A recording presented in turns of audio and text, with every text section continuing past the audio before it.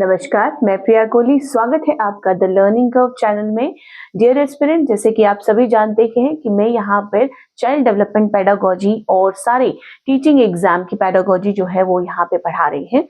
तो हमने अभी तक बहुत सारे इंपॉर्टेंट टॉपिक वाइगोत्स्की की थ्योरी, पियाजे की थ्योरी, कोलबर्ग की थ्योरी और भी अनेक टॉपिक जो हैं वो हमने कवर कर लिए हैं। और आज का हमारा सेक्शन जो है वो भी बहुत इंपॉर्टेंट होने वाला है। एज पर सीटेट के एग्जाम में देखें तो हमारा ये आज का टॉपिक जो है इंक्लूसिव लर्निंग, वो बहुत ही ज्यादा इंपॉर्टेंट है और इसके मल्टीपल क्वेश्चंस जो है वो आने की जो उम्मीद है वो रहती है। तो आइए पढ़ते हैं हमारे साथ जो है इंक्लूसिव एजुकेशन। इंक्लूसिव एजुकेशन क्या है? समावेशी शिक्षा। समावेशी शिक्षा यानी कि हर बच्चे को एक समान समझना, उसका हक उसकी अपॉर्चुनिटी के साथ, जैसे कि एक इसकी पंच लाइन के साथ मैंने इसमें लिखा है, every child every right and every opportunity, यानी कि हर बच्चे का ये अधिकार है equal opportunity, equal same environment में वैसी ही सारी सुविधाओं के साथ पढ़ना जैसे कि हम नॉर्मल चिल्ड्रंस और बाकी सभी डिसेबिलिटीज चिल्ड्रंस जो हैं उनके साथ हम पढ़ाते हैं। इमेजिन करिए कि जैसे हम अपनी क्लासरूम में देखते हैं कि किस हर तरह के बच्चे जो हैं जो एकेडमिकली स्ट्रांग होते हैं, कुछ वीक होते हैं, कुछ स्लो लर्नर होते हैं, कुछ फास्ट लर्नर्स होते हैं, कुछ एवरेज होते हैं, कुछ डिसेबिलिटीज के साथ होते हैं, कुछ सोशो इकोनॉमिकली स्टेटस के साथ रहते हैं। तो उन सभी को जब हम इक्वल अपॉर्चुनिटीज और एक सही दिशा में एक समान लेकर चलते हैं तो उसे हम इंक्लूसिव एजुकेशन कहते हैं। यानी कि inclusive education is an approach, ये एक ऐसी अप्रोच है जहां पर चिल्ड्रन को विद और without disabilities learn together in the educational environment, in the same educational environment। यानी कि हर बच्चे का जो समावेशी शिक्षा एक ऐसी अप्रोच है जहां पे हर बच्चा अपनी एबिलिटीज और डिसेबिलिटीज के साथ एक समान सीखने के एनवायरनमेंट में बच्चे को लिया जाता है। और जैसे आप देखिए इसकी एक कीवर्ड के साथ आप इस चीज को समझिए। जो यूपी टेट के एग्जाम वाले बच्चे हैं वो हो सकता है कि उनको ये कीवर्ड के तरीके से भी ऑप्शंस एमसीक्यूज पूछे जाते हैं। Every child can learn, but not in the same way and not on the same day। यानी कि हर बच्चा सीख सकता है लेकिन सेम तरीका उसका नहीं हो सकता और ना ही उसी दिन। यानी कि हर बच्चा, जैसे कि आपको पता ही है कि डेवलपमेंट जो है वो एक निरंतर चलने वाली प्रक्रिया है, ये एक सीक्वेंशियल प्रक्रिया है, कंटिन्यूस प्रक्रिया है, लेकिन जो पैटर्न है वो हमेशा हर बच्चे का डिफरेंट हो सकता है। उसकी सोचने की, समझने की जो क्षमता है वो डिफरेंट हो सकती है। तो उसी के साथ हम इसके ऑब्जेक्टिव्स देखेंगे। क्या है ऑब्जेक्टिव? पहला, इक्वल एजुकेशनल अपॉर्चुनिटीज, यानी कि हर बच्चे को इक्वल अपॉर्चुनिटीज देनी चाहिए।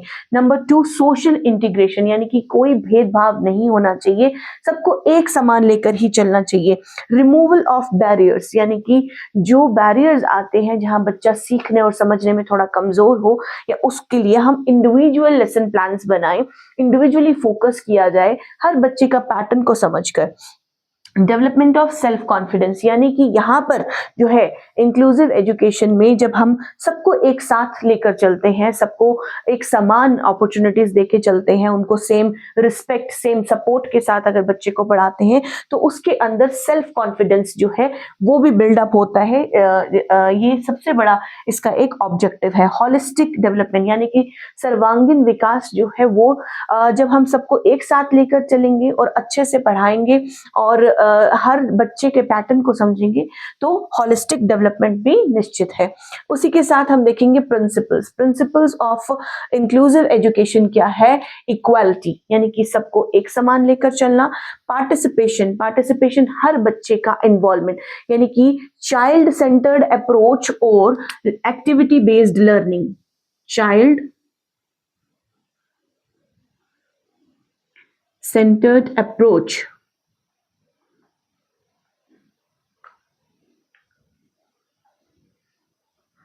and activity based learning। ये दो चीजें जो हैं वो हमारे सीटेट के लिए बहुत ज़्यादा इम्पॉर्टेंट है। और इस टॉपिक में मोस्ट इम्पॉर्टेंट पार्ट ये है कि जब बच्चा अगर हम चाइल्ड सेंटर्ड अप्रोच लेकर चलेंगे और एक्टिविटी बेस्ड लर्निंग करेंगे तो ऑटोमेटिकली उसका पार्टिसिपेशन, डाइवर्सिटी, एक्सेसिबिलिटी और